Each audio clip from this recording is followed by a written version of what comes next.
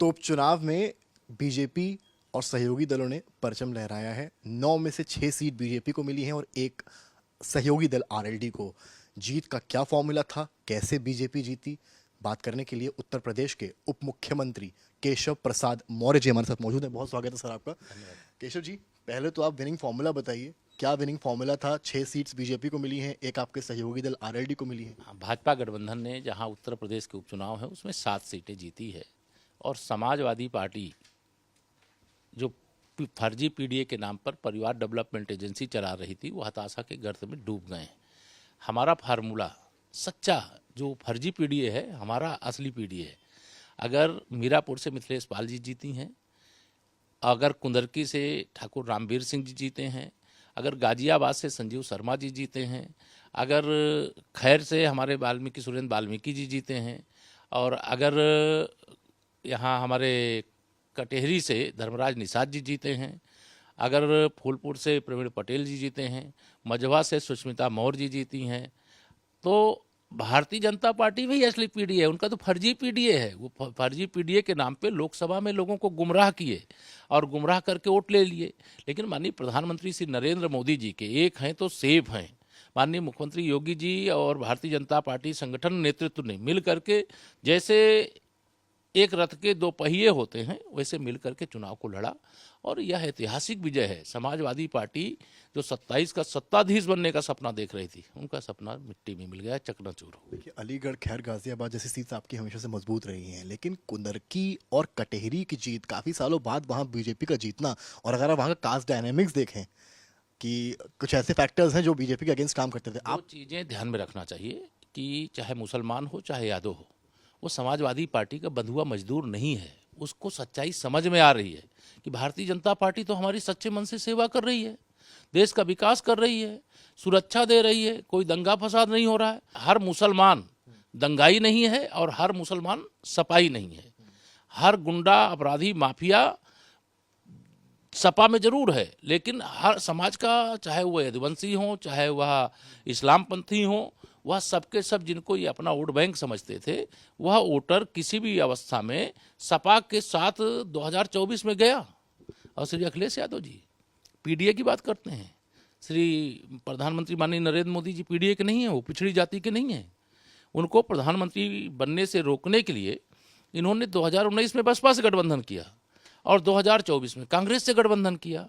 PDA के नाम का फर्जी भाषणबाजी करने का काम किया, जिसके कारण से 2024 में हमें उत्तर प्रदेश में जो संख्या हमारे लोकसभा के सीटों की कम हो गई थी, अब हम 2027 में 2017 दोहराएंगे। इस बार पूरी बार 300 पार का नारा लेकर। 300 पार कह रहे हैं। अखिलेश यादव कह रहे हैं कि उपचुनाव में धांधली हुई है, पुलिस ने वोट नहीं करने दिया, जगह जगह की वीडियोस वो दिखा रहे हैं। मैं ये चुनाव परिणाम आने के लगभग 1 सप्ताह पहले बोला था। जब ये इस प्रकार के बयान देते हैं तो ये चुनाव परिणाम आने के बाद की स्क्रिप्ट तैयार करते हैं। अगर ये चुनाव जीत जाए तो भाजपा की हवा खराब है, चुनाव हार जाए तो पुलिस प्रशासन का दुरुपयोग हुआ है, ईवीएम खराब है, चुनाव आयोग गलत है। अगर झारखंड में इंडी गठबंधन की सरकार बन जाए, ईवीएम सही है।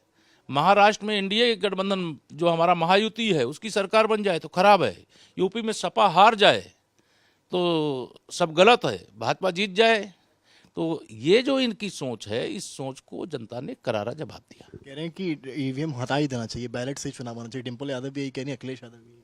वो भी कोई मेरा विषय नहीं है, लेकिन मैं यह मानता हूँ कि अगर इनके मन में इस प्रकार का विचार है तो बहुत सारे चुनाव ऐसे होते हैं जो बैलेट पेपर्स होते हैं। हर ईवीएम से चुनाव नहीं होते हर चुनाव।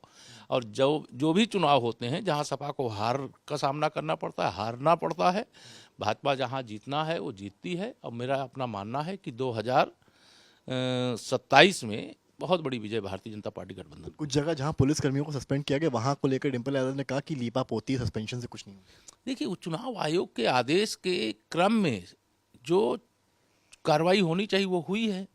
अब वो जांच का विषय होता है, कोई भी विषय होता है जांच का विषय होता है। जांच में अगर कोई दोषी नहीं होगा तो कार्रवाई नहीं होगी, अगर दोषी होगा तो कार्रवाई होगी। ये चाहे श्री अखिलेश यादव जी हों चाहे श्रीमती डिम्पल यादव जी हों।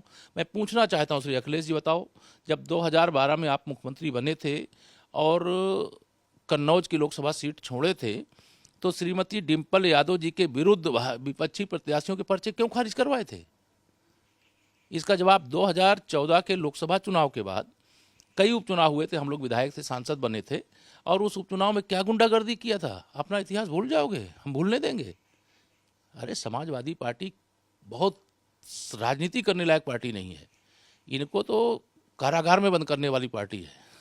करहल की बात जरूरी है, 14,700 डिफरेंस हुआ है, कम है अगर आप देखें तो मुलायम सिंह यादव की लेगेसी की वहां मेरे रही। पास आंकड़ा है, मैं आपको बताऊं, कुंदरकी में हमें 1,70,371 वोट मिले, और जो सपा का प्रत्याशी उसको 1,44,791 वोट मिले। अब अंतर हमारा इतना बड़ा जो हुआ, तो उस अंतर को देख करके इनको भौखड़ाहट हो रही है। रामवीर सिंह जी ने ये जो सपा का प्रत्याशी था उसको 1,44,791 वोटों से हराया है। मोटा मोटा 1.5 लाख के लिए। 1.5 लाख के लगभग की लीड है। और जो 2 साल पहले 22 में चुनाव हुए थे, अखिलेश यादव जी 67,000 वोटों से करहल जीते थे, आज 14,000 पर रुक गए।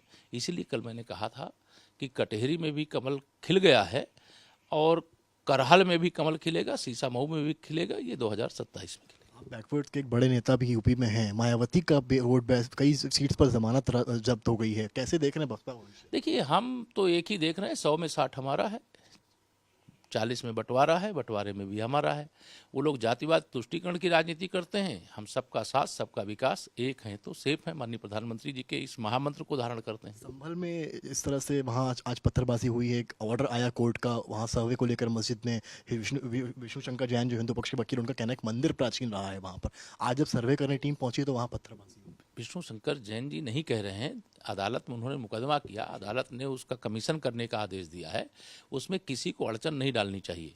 और इस प्रकार की अड़चन डालना माने कि कानून के खिलाफ एक तरह से यह प्रयास करना है। और उनको मैं कहना चाहता हूं कि न्यायालय के आदेश का पालन होगा, पुलिस प्रशासन अपना काम करेगा, और जो सर्वे का आदेश हुआ है वो सर्वे का काम जिनको करना है वो सर्वे का काम करेगा। मामले को लेकर सपा कह रही है कि बीजेपी फिर उपचुनाव के अगले दिन से वो हिंदू मुस्लिम करना चाहिए।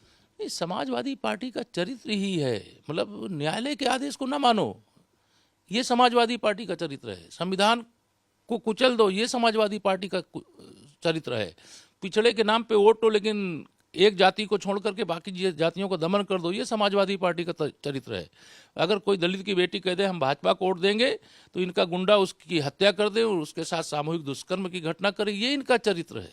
मेरा आखिरी 2 सवाल आपसे, कांग्रेस के साथ सपा इस बार नहीं थी, क्या लगता है आपको नुकसान इसका हुआ है या फिर और ज्यादा नुकसान होता है? कांग्रेस साथ रहे चाहे अलग अलग रहे, आप समझिए 2024 में भी सपा कांग्रेस के गठबंधन के बाद अगर इन्होंने झूठ करके, गुमराह करके, खटाखट करके, फर्जी पीडीए करके लोगों को बहकाया ना होता, तो समाजवादी पार्टी की हैसियत 5 विधायकों की और 50 से कम विधायकों की है उत्तर प्रदेश में। आखिरी सवाल आपसे, कौन सा नारा हिट रहा, एक रहेंगे तो नेक रहेंगे या बटेंगे तो? देखिए, जो नारे जहाँ पर जैसी जरूरत होती वैसे लगते हैं, लेकिन माननीय प्रधानमंत्री जी ने कल विजय के उत्सव के कार्यक्रम में उन्होंने कहा एक रहेंगे तो सेफ रहेंगे, ये महामंत्र है।